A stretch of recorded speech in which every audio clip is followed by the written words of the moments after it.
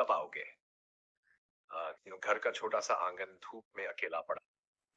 तरफ मिट्टी का चूल्हा, दूसरी तरफ नीम का पेड़ और उसी पेड़ के नीचे ऊंची चारपाई पर बैठी थी सावित्री। गहरी आंखें, सांवला रंग, माथे पर हल्की सी बिंदी और चेहरे पर इंतजार की पड़तें। 24 साल की उम्र में ही उसका चेहरा किसी 35 की थकान सा दिखने लगा था। हर सुबह की शुरुआत एक ही सवाल से होती। रामू, तुम कब आओगे? उसके पति रामू, जो 2 साल पहले शहर कमाने गए थे, लौटे ही नहीं। पहले पहल हर 15 दिन में एक पत्र आता था, फिर महीनों बाद, और अब तो पूरे 6 महीने हो चुके थे। कोई खबर नहीं। लेकिन सावित्री का विश्वास अडिग था। इंतजार की दालान गांव की औरतें जब कुएं पर पानी भरते हुए बातें करती तो सावित्री थोड़ा और चुप हो जाती। किसी की आवाज ताने में बदल जाती, शहर गए मर्द अपनी घरवाली को भूल जाते हैं। दूसरी आ भर कर बोलती, बेचारी अभी भी उसके लौटने का इंतजार करती है। सावित्री सुनती जरूर थी पर मानती नहीं। वह जानती थी उसका रामू ऐसा नहीं है। शाम होते ही वह चूल्हे के पास मिट्टी का दिया जलाती और दरवाजे पर आसमान की तरफ देखती, जैसे हवा से कह रही हो, उसे मेरी खबर दे दो। कह दो कि मैं अब भी यहीं बैठी हूँ। पहली बारिश, बरसात का पहला बादल फटा। अंगनाई में भाप उठने लगी। नीम के पत्ते चमक उठे। सावित्री ने अपनी साड़ी का पल्लू सिर पर रखा और आसमान को ताकते हुए दरवाजे की तरफ दौड़ी। उसे लगा शायद आज कोई आहट आएगी। बारिश तेज हुई पर वह खड़ी रही, जब तक कि पानी ने आंखों और आंसुओं का फर्क मिटा दिया। जब दरवाजा बंद किया तो चारपाई पर गिरते हुए उसने वही एक बात दोहराई, तुम कब आओगे? सावित्री की यादें, रामू की हंसी अभी भी उसके कानों में गूंजती थी। हर रात उसे वो बातें याद आती। सावी, मैं 2 साल कमाऊंगा, फिर तेरे लिए नया घर बनवाऊंगा, और बच्चे, वो तो तेरी झोली में देकर ही आऊंगा।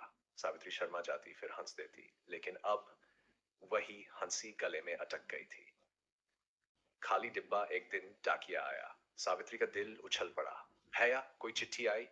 डाकिया ने सिर हिलाया। नहीं बहन, आज भी नहीं। लेकिन उसने एक छोटा पार्सल आगे बढ़ाया। उसमें कीलों से जड़ा एक लकड़ी का छोटा डिब्बा था। भीतर वही चांदी के कड़े थे जो रामू उसे शादी में देने की सोच रहा था।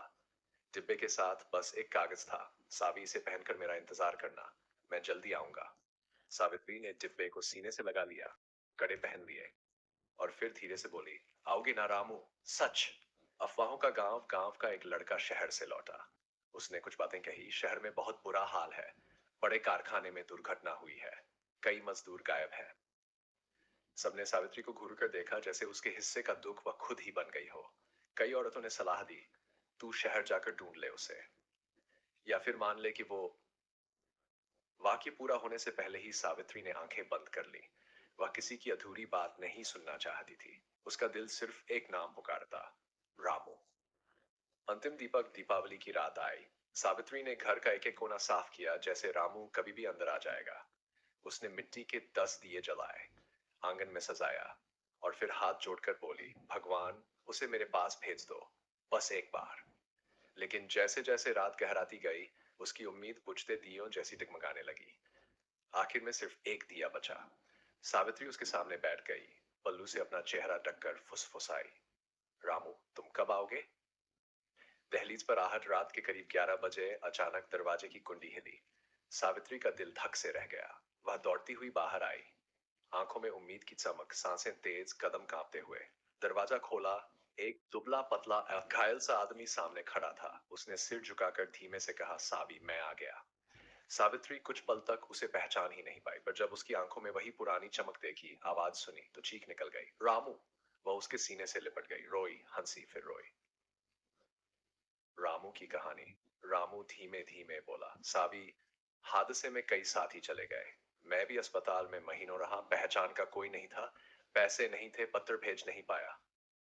किसी ने मेरी मदद की, तभी मैं यहां तक पहुंचा। सावित्री उसकी बात सुनते सुनते कांप रही थी। उसने उसके हाथ पकड़ लिए, जैसे कहीं वह फिर न छूट जाए। रामू ने उसके सिर पर हाथ रखा। मैं तुम्हें अकेला छोड़कर कैसे जाता, तुम ही तो मेरी जिंदगी हो। पूरी हुई प्रतीक्षा। उस रात सावित्री ने पहली बार चैन की नींद ली। रामू उसके पास था। वह जाग जाग कर उसे देखती, हाथ छूती, फिर खुद से कहती, ये सपना नहीं है, मेरा रामू सचमुच लौट आया है। सुबह हुई तो दोनों आंगन में बैठे थे। नीम का पेड़ हवा में झूम रहा था। सूरज की किरणें दोनों पर पड़ रही थी। रामू ने उसका हाथ पकड़कर कहा, अब कहीं नहीं जाऊंगा, यहीं काम करूंगा। तुमने बहुत इंतजार किया सावी, अब तुम्हें कभी अकेला नहीं रहने दूंगा। सावित्री मुस्कुराई। सालों की पीड़ा जैसे उफनते बादलों की तरह बरस कर साफ हो गई। उसने धीमे से कहा, रामू, अब मुझे कोई डर नहीं। रामू ने उसकी आंखों में देखकर जवाब दिया, और तुमने पूछा था ना, मैं कब आऊंगा। देख लो सावी, मैं हमेशा से तुम्हारे पास ही था, बस लौटने में देर हो गई। अंत में गांव वालों ने जब रामू को देखा तो सब चुप हो गए। अब कोई ताना नहीं देता। सावित्री के चेहरे पर चमक लौट आई थी। रात को वह नीम के नीचे बैठी, हवा को छूते हुए बोली, कभी कभी इंतजार लंबा होता है, तो अपना लौटता है तो दुनिया फिर से खूबसूरत लगने लगती है। और ऊपर आसमान के सितारे भी जैसे कह रहे थे, सावित्री, तुम्हारा इंतजार पूरा हुआ, तुम कब आओगे। घर का छोटा सा आंगन धूप में अकेला पड़ा। तरफ मिट्टी का चूल्हा, दूसरी तरफ नीम का पेड़, और उसी पेड़ के नीचे ऊंची चारपाई पर बैठी थी सावित्री। गहरी आंखें, सांवला रंग, माथे पर हल्की सी बिंदी, और चेहरे पर इंतजार की पड़तें। 24 साल की उम्र में ही उसका चेहरा किसी 35 की थकान सा दिखने लगा था। हर सुबह की शुरुआत एक ही सवाल से होती, रामू, तुम कब आओगे। उसके पति रामू, जो 2 साल पहले शहर कमाने गए थे, लौटे ही नहीं। पहले पहल हर 15 दिन में एक पत्र आता था, फिर महीनों बाद, और अब तो पूरे 6 महीने हो चुके थे, कोई खबर नहीं। लेकिन सावित्री का विश्वास अडिग था। इंतजार की दालान गांव की औरतें जब कुएं पर पानी भरते हुए बातें करती, तो सावित्री थोड़ा और चुप हो जाती। किसी की आवाज ताने में बदल जाती, शहर गए मर्द अपनी घरवाली को भूल जाते हैं। दूसरी आ भर कर बोलती, बेचारी अभी भी उसके लौटने का इंतजार करती है। सावित्री सुनती जरूर थी पर मानती नहीं। वह जानती थी उसका रामू ऐसा नहीं है। शाम होते ही वह चूल्हे के पास मिट्टी का दिया जलाती और दरवाजे पर आसमान की तरफ देखती, जैसे हवा से कह रही हो, उसे मेरी खबर दे दो, कह दो कि मैं अब भी यहीं बैठी हूं। पहली बारिश, बरसात का पहला बादल फटा। अंगनाई में भाप उठने लगी। नीम के पत्ते चमक उठे। सावित्री ने अपनी साड़ी का पल्लू सिर पर रखा और आसमान को ताकते हुए दरवाजे की तरफ दौड़ी। उसे लगा शायद आज कोई आहट आएगी। बारिश तेज हुई पर वह खड़ी रही, जब तक कि पानी ने आंखों और आंसुओं का फर्क मिटा दिया। जब दरवाजा बंद किया तो चारपाई पर गिरते हुए उसने वही एक बात दोहराई, तुम कब आओगे। सावित्री की यादें, रामू की हंसी अभी भी उसके कानों में गूंजती थी। हर रात उसे वो बातें याद आती, सावी, मैं 2 साल कमाऊंगा, फिर तेरे लिए नया घर बनवाऊंगा, और बच्चे, वो तो तेरी झोली में देकर ही आऊंगा। सावित्री शर्मा जाती, फिर हंस देती, लेकिन अब वही हंसी गले में अटक गई थी। खाली डिब्बा। एक दिन डाकिया आया। सावित्री का दिल उछल पड़ा। है या कोई चिट्ठी आई। डाकिया ने सिर हिलाया, नहीं बहन, आज भी नहीं। लेकिन उसने एक छोटा पार्सल आगे बढ़ाया। उसमें कीलों से जड़ा एक लकड़ी का छोटा डिब्बा था। भीतर वही चांदी के कड़े थे जो रामू उसे शादी में देने की सोच रहा था। डिब्बे के साथ बस एक कागज था, सावी, इसे पहनकर मेरा इंतजार करना, मैं जल्दी आऊंगा। सावित्री ने डिब्बे को सीने से लगा लिया, कड़े पहन लिए, और फिर धीरे से बोली, आओगे ना रामू। सच। अफवाहों का गांव, गांव का एक लड़का शहर से लौटा। उसने कुछ बातें कही, शहर में बहुत बुरा हाल है, बड़े कारखाने में दुर्घटना हुई है, कई मजदूर गायब हैं। सबने सावित्री को घूर कर देखा, जैसे उसके हिस्से का दुख वह खुद ही बन गई हो। कई औरतों ने सलाह दी, तू शहर जाकर ढूंढ ले उसे, या फिर मान ले कि वो। वाक्य पूरा होने से पहले ही सावित्री ने आंखें बंद कर ली। वह किसी की अधूरी बात नहीं सुनना चाहती थी। उसका दिल सिर्फ एक नाम पुकारता, रामू। अंतिम दीपक दीपावली की रात आई। सावित्री ने घर का एक एक कोना साफ किया, जैसे रामू कभी भी अंदर आ जाएगा। उसने मिट्टी के 10 दिए जलाए, आंगन में सजाया, और फिर हाथ जोड़कर बोली, भगवान, उसे मेरे पास भेज दो, बस एक बार। लेकिन जैसे जैसे रात गहराती गई, उसकी उम्मीद बुझते दियों जैसी डगमगाने लगी। आखिर में सिर्फ एक दिया बचा। सावित्री उसके सामने बैठ गई, पल्लू से अपना चेहरा ढककर फुसफुसाई, रामू, तुम कब आओगे।